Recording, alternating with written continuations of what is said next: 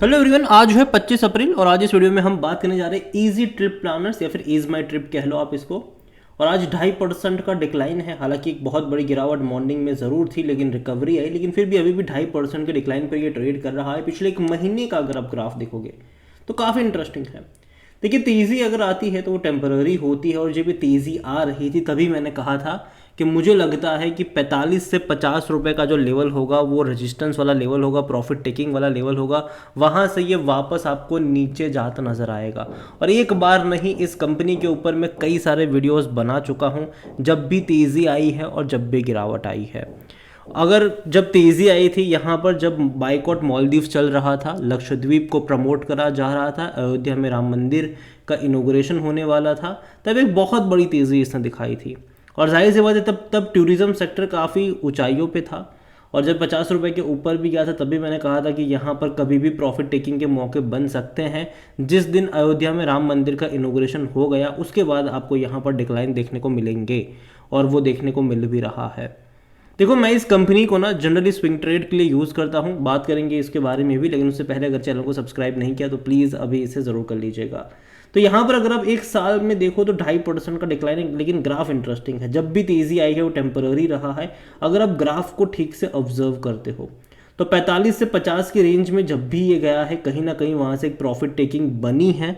और जब भी ये 40 रुपये के नीचे गया है, 35 से 40 की रेंज में गया है, एक बाइंग इंटरेस्ट जनरेट हुआ है और तेज़ी देखने को मिली है। यहाँ पर अगर आप देखोगे तो ये एक्सपेक्टेशन के साथ आना कि पैसा डबल हो जाएगा, ये बिल्कुल भी गलत होगा। यहाँ पर आपको छोटा सा प्रॉफिट कमाने के लिए, स्विंग ट्रेड के लिए ही यहाँ पर आपको आना चाहिए। और जो नज़रिया है वो लॉन्ग टर्म का नहीं होना चाहिए। रीज़न ये है कि कंपनी जिस सेक्टर में ऑपरेट करती है उस सेक्टर में कई सारे प्लेयर्स हैं, और कई सारे छोटे प्लेयर्स इमर्ज भी हो रहे हैं और कुछ बड़े प्लेयर्स भी आ रहे हैं। बड़े प्लेयर्स में भैया अदानी सबसे बड़ा प्लेयर आ रहा, मतलब आ चुका है यहाँ पर। अदानी वन हम सबने देखा भैया किस तरीके से आपको फ़्लाइट बुकिंग करनी है, आपको ट्रैवल के लिए बहुत सारी चीज़ें प्रोवाइड हो रही है। तो अदानी ऑलरेडी कूद चुके हैं यहाँ पर। इसके अलावा भी बहुत सारे प्लेयर्स हैं, गो आई बीबो से लेकर मेक माई ट्रिप से लेकर पेटीएम से लेकर बहुत सारे प्लेयर्स हैं यहाँ पर। तो मार्जिन कंट्रोल करना मुश्किल होगा इनके लिए लॉन्ग टर्म के लिहाज से। आज एक खबर यहाँ पर ज़रूर निकल कर आई है कि इजी ट्रिप प्लानर्स ने अपना पहला फ्रेंचाइज स्टोर इन्होंने हरियाणा के करनाल में ओपन करा है, जो कि अच्छी बात है, कोई बुरी चीज़ नहीं है ये। लेकिन ये ऐसी भी खबर नहीं है कि भैया इसके चलते आप एकदम से हाइप अप होना शुरू हो जाए, जी नहीं। यहाँ पर देखिए, is my trip announce the launch of is first franchise store in Karnal, Haryana. This move is a part of the brand expansion plan through the franchise model. तो देखिए, अब तक इनके सारे स्टोर्स खुद के होते थे, अभी फ्रेंचाइज मॉडल के जरिए ये स्टोर्स खुलने वाले हैं। और यहाँ पर highlighting its commitment to providing its customer and superior experience through both online and offline. देखिए, आज भी अगर आप देखो तो गाँव में कई ऐसे लोग होते हैं जो खुद से टिकट बुक नहीं कर पाते हैं, तो कहीं ना कहीं उनको एक जगह चाहिए जहाँ पे वो खुद से जाए, चीज़ों को समझे और उन्हीं के थ्रू बुक करवा ले। आज भी ये होता है, ठीक है, टिकट एजेंट कह लो, ट्रैवल एजेंट कह लो, वो आज भी होते हैं। और छोटे शहरों में ये ज़्यादा होते हैं, बड़े शहर में तो जनरली लोग जो होते हैं वो ऑनलाइन ही सारे जो टूर पैकेट्स वगैरह होते हैं वो खुद से बुक करवा लेते हैं।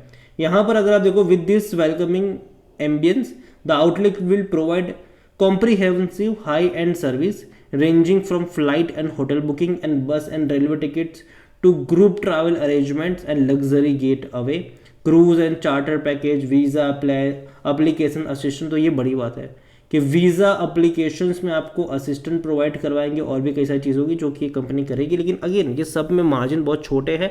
बड़े मार्जिन जो टूर पैकेज वगैरह जो लॉन्च होते हैं वहीं पर ज़्यादा देखने को मिल जाते हैं।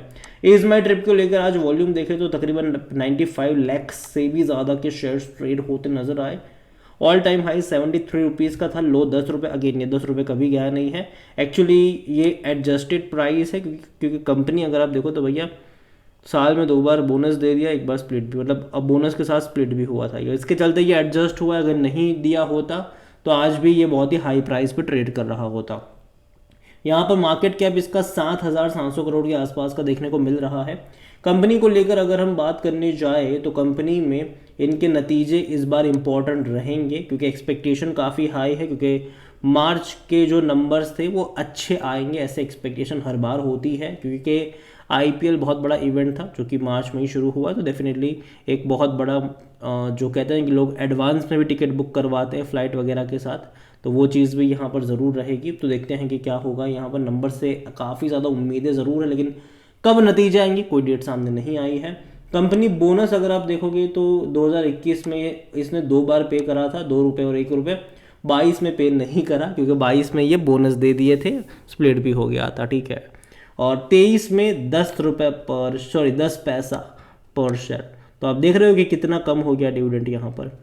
24 में मुझे लगता नहीं कि डिविडेंड देने की ये कोशिश भी करेंगे, और अगर करेंगे भी तो 5 पैसा या 10 पैसा होगा, उससे ज़्यादा का डिविडेंड एक्सपेक्ट नहीं करना चाहिए क्योंकि कंपनी उतना प्रॉफिट भी जनरेट नहीं कर रही है।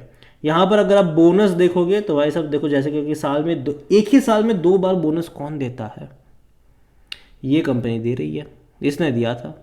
और यही वजह है कि शेयर प्राइस काफ़ी लोगों को देखने में सस्ता लग सकता है, लेकिन एक्चुअली में अगर आप वैल्यूएशन देखोगे, आप खुद सोचोगे अगर इसने बोनस ना दिया होता, स्प्लिट एक बार मतलब उसी साल में बोनस के साथ स्प्लिट हुआ, 2 बार बोनस 1 बार स्प्लिट अगर ना हुआ होता, तो भाई साहब आज भी इसका जो प्राइस है वो आपको देखने में काफ़ी महंगा लग रहा होता। यहाँ पर बस यही है कि भैया बोनस दे दिया, स्प्लिट हो गया, तो काफ़ी सस्ता लग रहा है, लेकिन ऐसा है नहीं। जहाँ तक बात करी जाए इसके वैल्यूएशन को लेकर, तो 53 का पी है इसका, सेक्टर पी 64 का, लेकिन कोई भी एनालिस्ट खरीदारी की बात नहीं कर रहा है। देखो यहाँ से अगर ये 40 रुपये के नीचे जाता है तब डेफिनेटली रिस्क लेने वाले मौके बनते हैं, उससे ऊपर नहीं, ये मेरा मानना है, ठीक है, कोई रिकमेंडेशन नहीं। फिनेंशियल्स अगर आप देखोगे तो डेफिनेटली इनके नंबर्स पिछले क्वार्टर में अच्छे थे, 165 करोड़ का रेवेन्यू था और 45 करोड़ का प्रॉफिट था। अभी इस बार नंबर इंटरेस्टिंग होंगे, देखना कि नतीजे कैसे आते हैं, प्रॉफिट कितना होता है, रेवेन्यू कितना होता है। और इससे पहले सितंबर में 47 करोड़ का इनका कहते हैं कि प्रॉफिट था और रेवेन्यू 145 करोड़ के आसपास का था।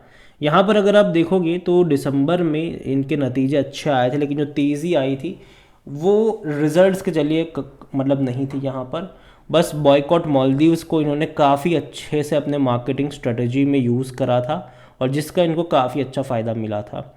लक्षद्वीप को प्रमोट कर रहा था इन्होंने। इसके अलावा अगर आप देखोगे तो राम मंदिर को लेकर बहुत सारी तेज़ी थी और ऐसे में इन्होंने अनाउंस करा था कि अयोध्या में ये लोग अपना 5 स्टार होटल ओपन करेंगे। लेकिन अगेन मैं कह दूँ, ऐसे ही ओपन नहीं होता है, टाइम लगेगा, इंतज़ार करना पड़ेगा यहाँ पर। और दूसरी बड़ी बात, कंपटीशंस बहुत ज़्यादा है इस सेक्टर में, इस स्पेस में, तो इसीलिए किसी कंपनी में बहुत सारा पैसा लगाना भी बहुत ज़्यादा रिस्की होता है।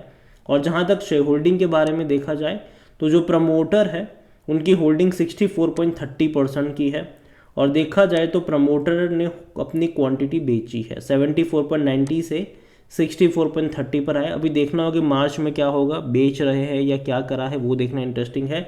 और देखिए अब काफ़ी लोग ये भी बोलेंगे कि अच्छा प्रमोटर को कुछ किया होगा, वो होगा, लेकिन अगर आप देखोगे तो प्रमोटर ही नहीं, इंस्टीट्यूशन भी बेच रहे थे। 0.64% से वो 0.06 पर म्यूचुअल फंड्स आ गए और इंस्टीट्यूशन में बाकी डोमेस्टिक और एफआईएस भी कोई अच्छी क्वांटिटी में नहीं है, कोई खरीदारी उन्होंने भी नहीं करी है।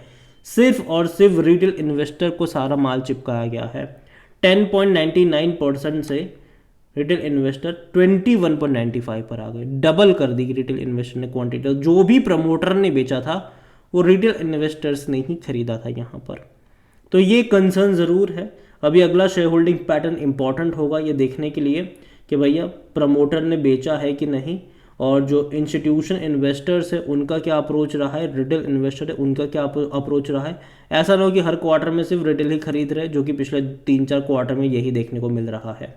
ओवरऑल अगर मैं बात करने जाऊँ ईजी ट्रिप प्लानर्स को लेकर, तो अभी मैं इसको अवॉइड करना ज़्यादा पसंद करूँगा। मैंने पहले भी बोला था कि मुझे ये कंपनी में स्विंग ट्रेड करने के मौके मैं ढूंढता हूँ, मैं लॉन्ग टर्म का इन्वेस्टमेंट यहाँ पर नहीं करूँगा।